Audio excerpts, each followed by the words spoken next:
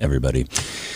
Welcome to a new day. A new day has dawned here at VVTV. Trying out this switcher thing that I've tried multiple times before and have failed every goddamn time. But this time maybe it's different. I have worked harder. It's been a real ordeal. I don't want to really belabor you with my woes, but there were some woes involved. But anyway, let's just get into the movies, shall we? Okay, so haven't actually seen a bunch in since the last program because I've been wrapped up in that great show, Survivor. Some old season, the one where Mike White was a contestant. He may be on multiple seasons, but wow, it's so. I watched the first two seasons of Survivor when they came out back in the year 2000 or whatever. Considered it the finest show of all time, and then just kind of moved to a place that didn't have TV, and so stopped watching it. But so kind of fell out with Survivor. Have been reintroduced to it by my sweet lady Hadley. Oh my God, it's just, and it's only gotten better. I thought it was the best show ever, seasons 1 and 2, but this new season, and I think it's like 38 or 37, something like that. Just so good, relentlessly just twisting you. I mean, oh God, I'm loving it so much. So mostly I've been watching Survivor from like 10 years ago.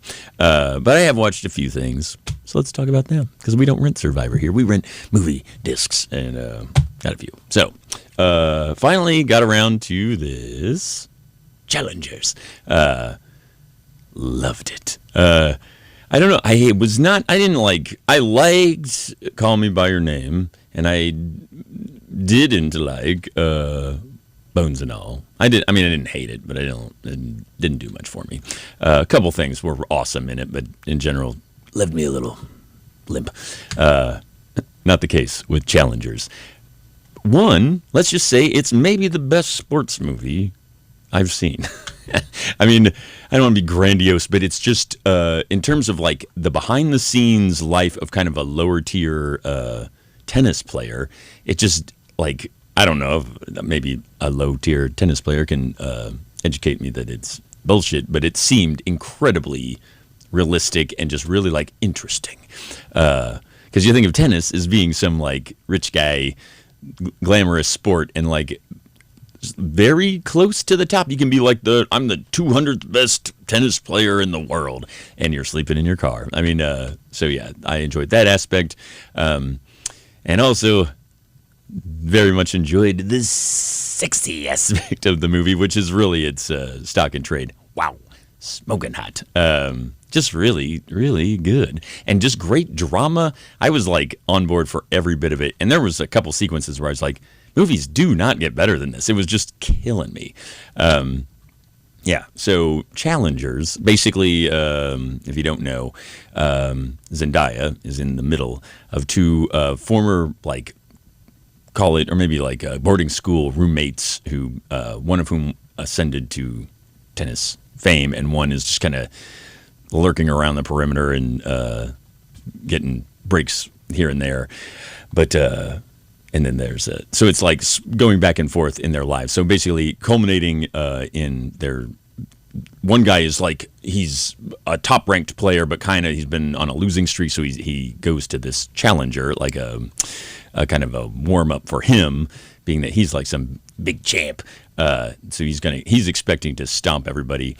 Meanwhile, meeting with his former college doubles partner and former, like, they both were in love with Zendaya, and a three-way of sports excitement and sex excitement just blows the fuck up. It's really good, and so it skips back and forth in time in a very engaging way. Yeah, I just loved it. There was some Letterboxd. Hadley showed me this Letterboxd review that says, like, what was it? It was so genius. This was I'm just joined Letterboxd, but I've been enjoying. Some people are fucking geniuses about their little quips.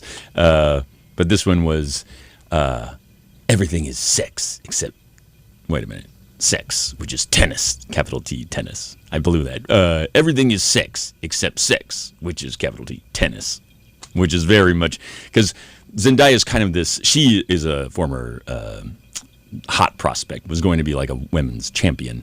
Had a well. I don't want to give too much away. Anyway, she ends up being more of a coach and mentor to these guys. Yeah, and so much is made about the deeper underpinnings of the game of tennis, and so it's treated in this very grand way, which I found very enjoyable. But yeah, anyway, so babbling here. Challengers, very, very good. Also quite good, not on the Challengers level, but I definitely enjoyed. Pick this. This was at the book sale for $1, and I was like, Woods and Dennehy. How bad can it be? Not bad at all, as it turns out. I didn't notice until the opening credits rolled, but it's a Larry Cohen script. You got no complaints with Cohen. And sure enough, it just kicks right in to just a lean, mean, very mean. There's some gnarly scenes in it. Really, like, fairly shockingly gnarly. Basically, James Woods is a corporate assassin, and Brian Dennehy is a cop who wrote a bestseller early on in his well, I mean, he'd been a cop for a while, then he wrote a bestseller, but and became famous, and then times have kind of not been kind to him, so he's like kind of struggling for money, and James Woods approaches him saying like, you can write my story. I'm the story of a corporate assassin.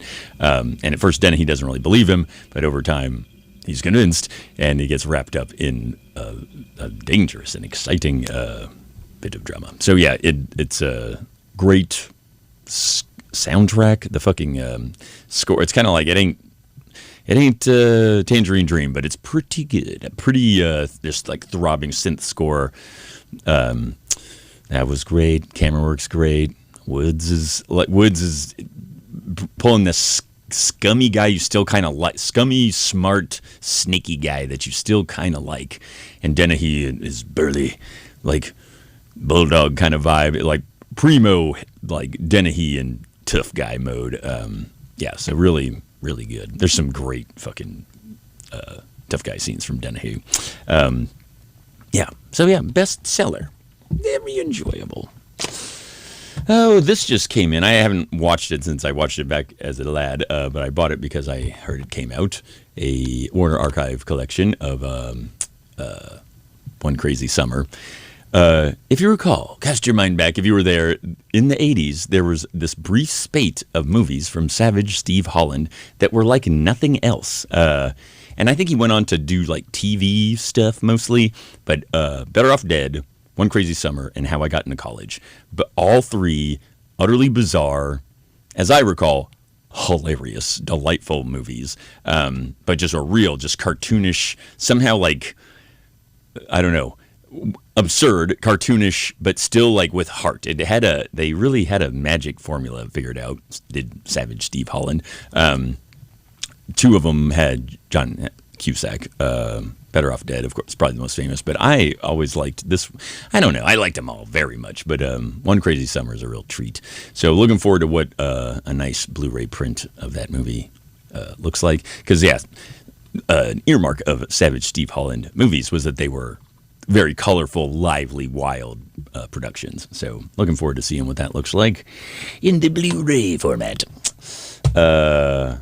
Not colorful at all. It's black and white, but visually gorgeous. Got this. The Plot Against Harry. So Niall Arena, long-time watchers of the program will know who Niall Arena is, gave this. I think he gave it to us. He definitely, if he didn't give it to us, he convinced me to buy it. But a really neat, like a movie like no other, which is interesting because the guy who made it, Michael Romer, made two other movies that I cannot put my finger on what the deal is with his movies, but they're really good and they're completely different. So Vengeance Is Mine is another one, which I talked about on a previous episode, and then Killer of Sheep, which I haven't seen in a very long time, but I remember being like this kind of really good, gritty, heavy drama. I guess like Vengeance Is Mine was certainly heavy, but just a very strange, unsettling domestic drama, but we're never quite sure what the hell was going on. You knew what was going on, but it was just like such a strange story that, but endlessly compelling, very interesting stuff. And then this, which was this would be his second movie, I guess. But it's basically the story of a Jewish kind of like, you wouldn't say mafia figure, but he runs a numbers racket, and he gets out of jail, and he's trying to reestablish himself on the streets of New York. So it's like amazing, gorgeous 60s New York photography, or one thing, as he just goes around trying to reestablish himself. And while things have kind of moved on without him, they're on the streets. And it's just like this gentle, weird humor that you're like, I am laughing. Is it a comedy? But it definitely is. I've read the liner notes, and I know the guy intended it to be a comedy. Apparently he screened it and nobody laughed, and he was just like devastated and didn't know what to do, and he kind of like hung up filmmaking for a while. And I think he got back into it, but for a time he was just like really devastated by the fact that nobody got this movie. And you can understand why. It's very odd. But it's just one gorgeous, just following a guy around 60s New York, and just a look into the world of just kind of a guy trying to make some stuff happen on the streets. When the game's kind of passed him by, you get a sense he's like, younger, tougher dudes have kind of taken over. And but it's a lot of just like the networking of Jewish businesses and just different stuff that's just like, man, this just seems absolutely just pulled out of the reality of the situation. And I really liked it. We screened it here in the little theater, and we all loved it. Everybody had a great time. So yeah, highly recommend The Plot Against Harry if you're in the mood for just kind of a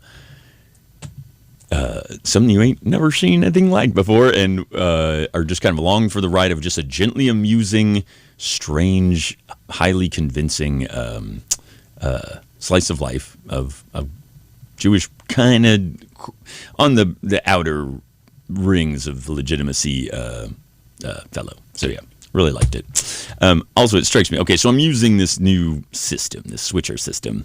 So I forgot I have loaded into it a trailer for bestseller. So let's watch that, just so I'm just kind of testing this out. So let's check it out. Mm-hmm.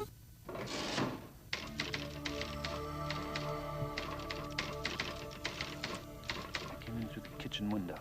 It was a hot night, the window was open. I had to hold up until 11 when the old man took his bath. The bathroom is a natural place for an accident to happen. I wanted something more than I had. I wanted respect. We have a natural bond, you and I. No, we don't have anything in common. I don't have anything in common with you. Can't let this one get by you, Dennis. Bestseller. The subject is an assassin. I removed the liabilities, and I provided some of the assets. Do not move! The author is a cop. Hey, stay back! It's a police emergency!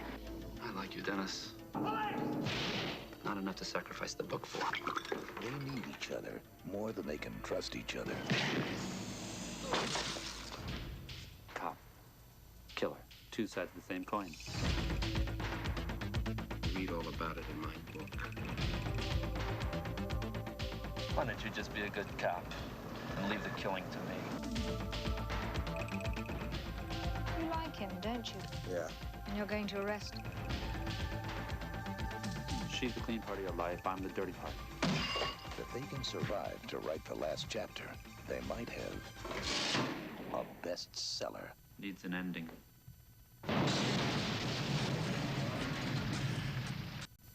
Okay, so yeah, there you go. Yeah, that was pretty good, right? Yeah, not a great trailer, but pretty good. And that's you see some of the explosions and gunshots that are, I mean, a lot of good violent movie, very violent. And I don't know, watching it, I may have just become more a wuss, but just like, man, some of the gunshots and the violence that happens in it had a real impact to it. So yeah, fairly important to be thee, says I. Okay, so thank you for enduring this, and hopefully I'll refine this technique as it goes. So yeah, thanks for tuning in. We'll see you next time.